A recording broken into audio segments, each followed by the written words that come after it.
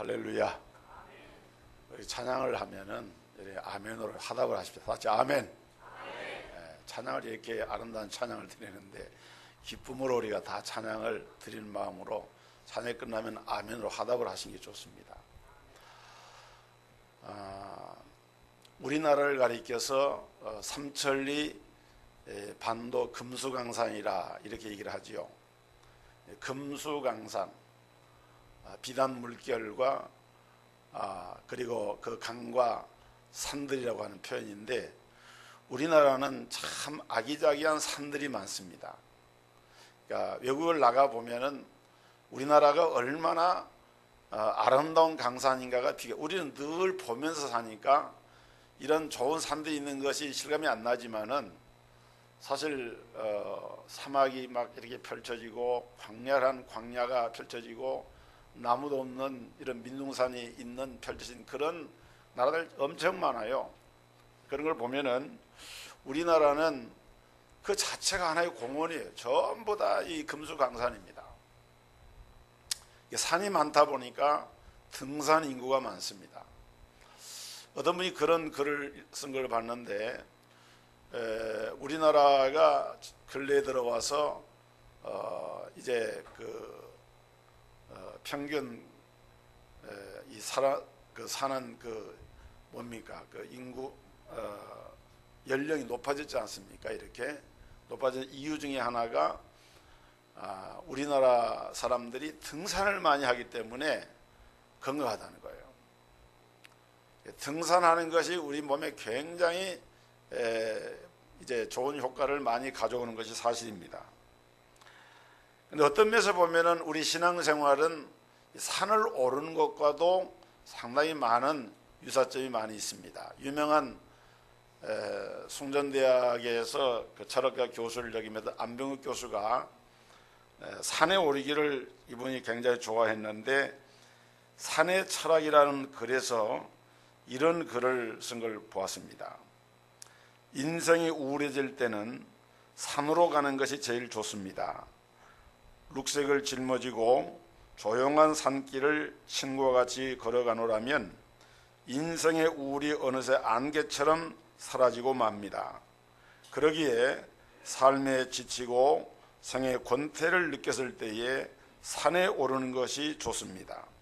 이마에 땀을 흘리면서 정상을 향해 오를 때 생의 용기를 느끼고 건강을 찾을 수 있습니다. 정신이 피곤하고 인생이 무거운 짐으로 느껴질 때 산의 정기가 새로운 활력소를 불어넣을 수 있습니다. 성경을 기록한 히브리 시인은 오늘 이 본문, 이 본시를 통해서 여호와의 산에 오를 자가 누구며 그 거룩한 곳에 설 자가 누구인가, 이렇게 노래를 했습니다. 또 이 구절은 시편 15편 1절에도 나타나는데, 거기도 보면은 여호와여 주의 장막에 머무를 자 누구오며 주의 성산에 설 자가 누구오니까, 이렇게 묻고 있습니다. 두 곳에서 노래하고 있는 여호와의 산은, 성산은 성전이 자리 잡고 있는 시온산을 말하고, 여기 거룩한 곳은 바로 예루살렘 성전을 뜻하는 말입니다. 왜냐하면 예루살렘 성전이 세워진 곳이 바로 시온산입니다. 역사의 소용돌이 속에서도 이스라엘 백성들은 바로 이 여호와의 산에서 하나님의 주시는 복을 받고 새로운 힘을 얻었습니다. 믿음의 조상인 아브라함은 모리아 산으로 기록된 여호와의 산에 올라서 그곳에서 그 독자 이삭을 하나님 앞에 제물로 바쳤을 때에 내가 너에게 큰 복을 주고 또 내 씨로 말미암아 천하 만민이 복을 얻으려고 하는 하나님의 약속을 받게 됩니다. 어떤 면에서 보면은 아브라함이야말로 최초로 여호와의 산에 오른 산악인이었다, 이렇게 말할 수 있습니다. 또 여러 성경학자들의 증거에 의하면은 그 아브라함이 산에 올랐던 그 산이 바로 그 하나님의 성전에 세워진 시온산일 것으로 추정을 합니다.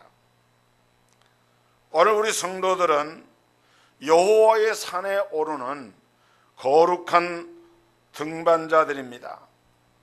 또 주님의 성산에 머무는 경건한 산 사람들입니다.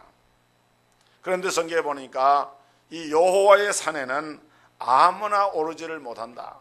시편 기자는 본문 3절에서 여호와의 산에 오를 자가 누구며 그 거룩한 곳에 설 자가 누구인가? 라고 묻고 있습니다. 그렇다면 과연 여호와의 산에 오를 자는 어떤 자입니까? 오늘 본문에 보니까 첫째로 손이 깨끗한 자에만 한다 그랬습니다. 손이 깨끗한 자. 아무나 여호와의 산에 올라가는 것이 아니고 손이 깨끗한 자가 그 산에 올라갈 수가 있다. 미국의 정치인 가운데 데니엘 웹스터라고 하는 사람이 있는데 이 데니엘 웹스터의 어린 시절에 관한 이야기입니다. 어려서 학교에 다니던 하루는 이 학생이 규칙을 어겨서 벌을 받게 되었습니다. 선생님이 그 아이를 데니엘을 불러다가 앞에 세워놓고 흔히 하는 대로 손바닥을 내놓고 이런 회초리 같은 걸로 때리는 거예요. 다니엘 웹스터가 이제 나가면서 매를 맞는 것도 맞는 것이지만은 너무 개구장이라 손이 더러운 거예요. 나가면서 순간적으로 한 손에다가 침을 탁 뱉어가지고 바지가랑에다 싹싹 문질렀어요. 그러고는 이제 선생님 손 내 그러니까 그 손을 내밀었어요. 그런데 침을 갖다 이렇게 닦았지만은 여전히 더럽죠.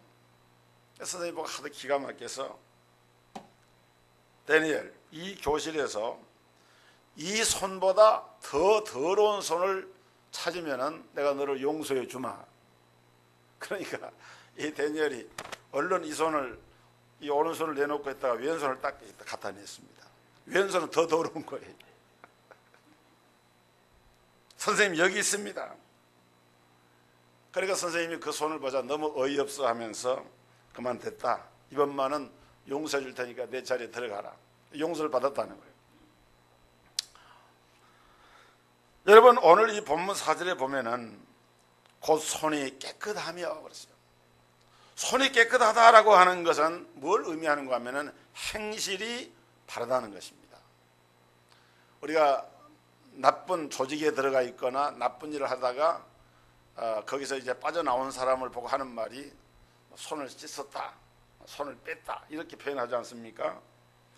이 손은 그 사람의 100가지 행실을 나타냅니다. 손의 정결과 부정은 그 사람의 인격의 깨끗함과 더러움에 이어집니다. 인류는 깨끗이 못한 더러운 손 때문에 비극을 맛보고 슬픔을 겪어야만 했습니다. 최초의 인간인 아담과 하와가 그 손으로 선악과를 따먹고 범죄했어요. 최초의 살인자인 가인이 그 손으로 동생 아벨을 쳐서 죽였습니다. 아가는 그 손으로 도적질을 했고 아합은 나봇의 포도원을 약탈했고 가룟 유다는 그 손으로 자기의 스승인 예수님을 은 30냥에 팔았습니다. 오늘날도 이 시대에도 손이 깨끗한 자를 찾아보기가 어렵습니다.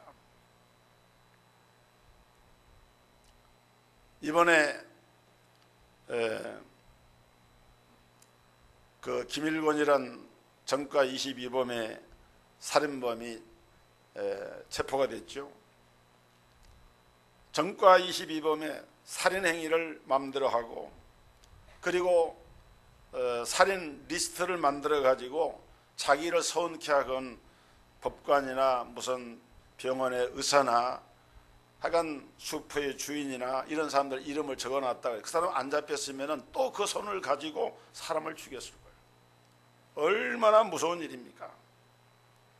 테러와 살인, 성폭행, 가정파괴, 백주 강도, 환경 파괴, 어디서나 이러한 일들이 일어나는 것은 이 부정한 손들이 저지른 상처들입니다.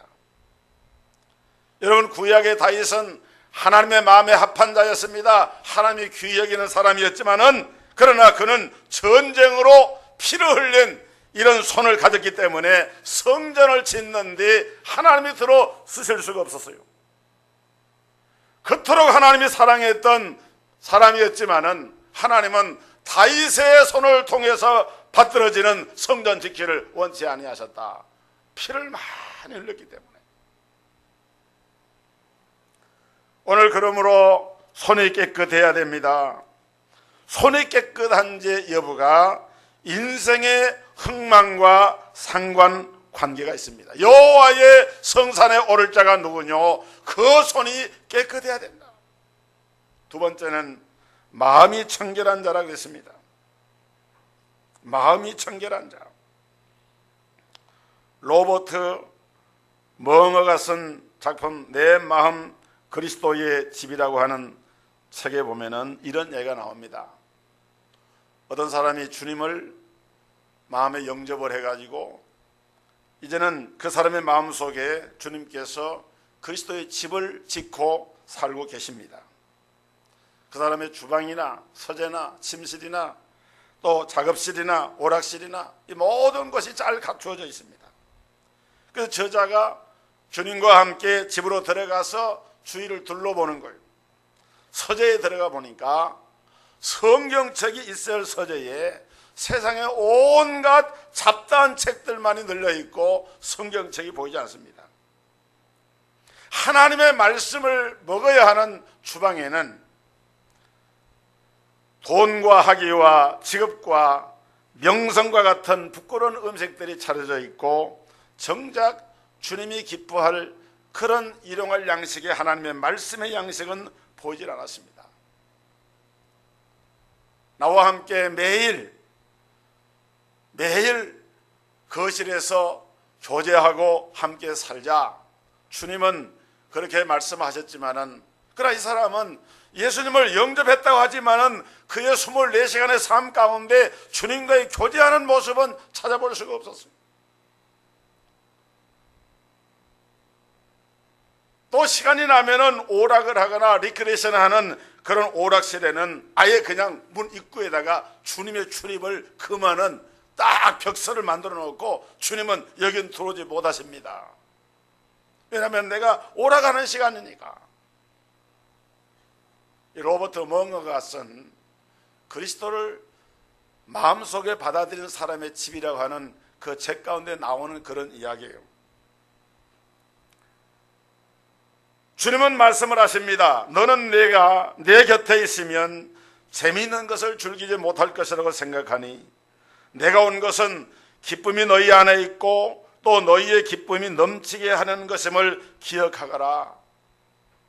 여러분, 우리가 주님과 함께하는 삶은 피곤하고 인색하고 아주 살기 어렵고 그런 것이 아닙니다.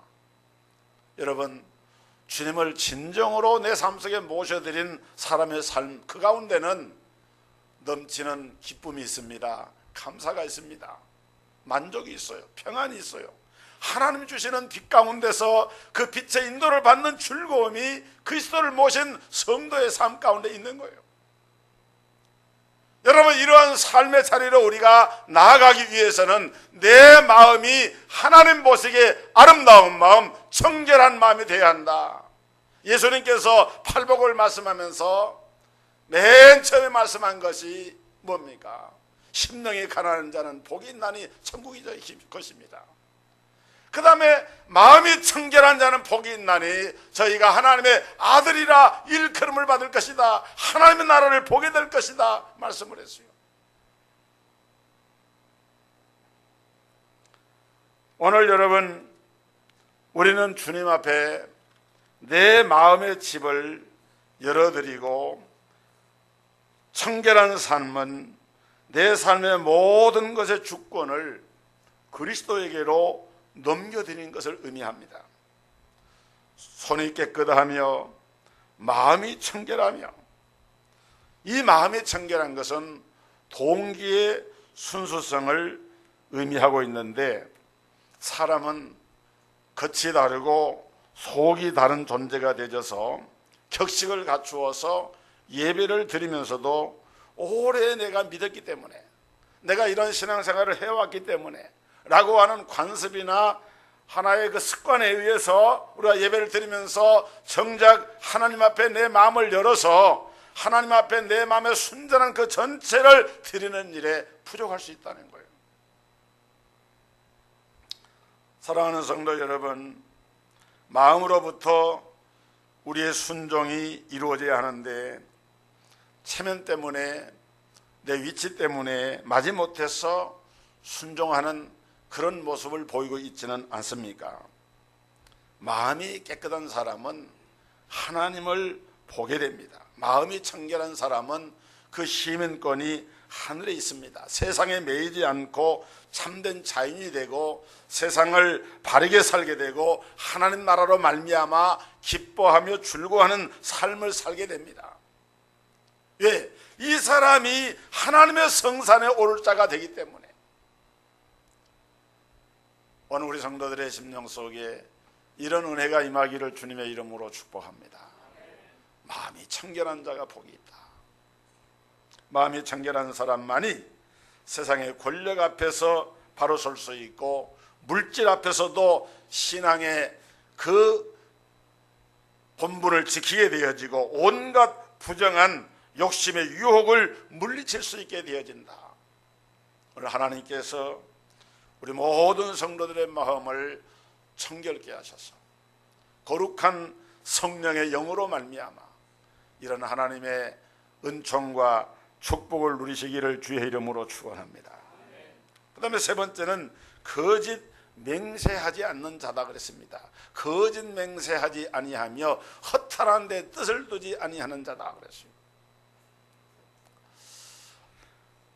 프랑스의 작가인 빅톨 유고는 아주 젊은 날에 굉장히 방탕한 삶을 살았다고 합니다. 어느 날 파리의 이 세느강에서 한 어린 소녀의 시체가 둥둥둥둥 떠내려가는 모습을 보게 됩니다. 그 시체는 바로 빅톨 유고의 딸이, 아버지가 가정을 돌보지 않고 방탕한 생활하는 데 대한 항거의 표시로 아버지에게 그러한 모습을 드러낸 거예요. 이것을 이 빅톨 유고가 보면서 그때 이 유고는 다짐을 하게 됩니다. 내가 다시는 세상 연락을 즐기지 아니하리라. 아버지 때문에 상처받고 고통당한 그 딸의 아픔을 마음에 새기면서 내가 다시는 이런 삶을 살지 아니하리라 결심을 하게 됩니다.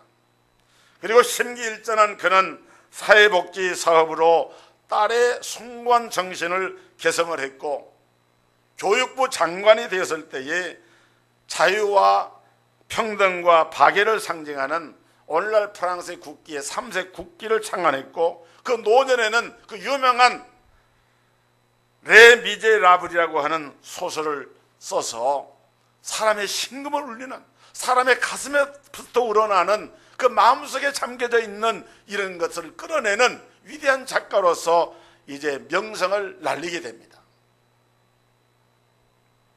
그는 어린 딸과의 약속을 지킴으로 역사에 기록될 만한 인물이 되어졌습니다. 여러분, 사람이 누군가하고 약속을 하는 것은 쉽습니다. 그러나 그 약속을 끝까지 잘 지키느냐 하는 것은 또 다른 문제입니다. 어떤 면에서 오늘 우리 그리스도인들은 예수를 믿으면서 세례 교인으로 서약을 합니다. 하나님의 교회의 직분을 맡으면서 직분자로서 하나님께 약속을 합니다. 하나님 앞에 내 일평생 주님을 섬기면서 주의를 성수하며 하나님의 사명을 감당하겠다고 언약을 합니다. 그 언약들을 내가 성실하게 지켜오고 있는가?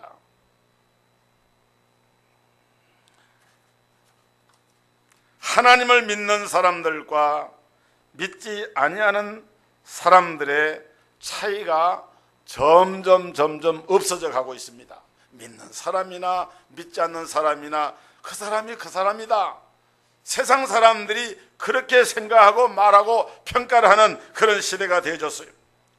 여러분, 구원받은 백성이면서도 여호와의 산에 오르지 않는, 여호와의 산으로 오르는 자로 살아가지 아니하고 자기 마음대로 살아가는 그런 삶이 되어서는 안 된다는 것입니다. 오늘 하나님은 저와 여러분을 향해서 여호와의 산에 올라가야 한다라고 말씀을 합니다. 유명한 등산가인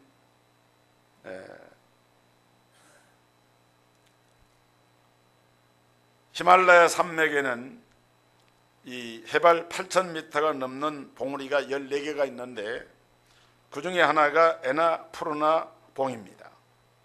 이 에나푸르나 봉의 정상에 올랐던 모리스 에르조그라고 하는 이 등산가는 이 산을 오르면서 10손가락이 동상에 걸려가지고 손가락을 나중에 산에서 내려놔 잘라야 했습니다.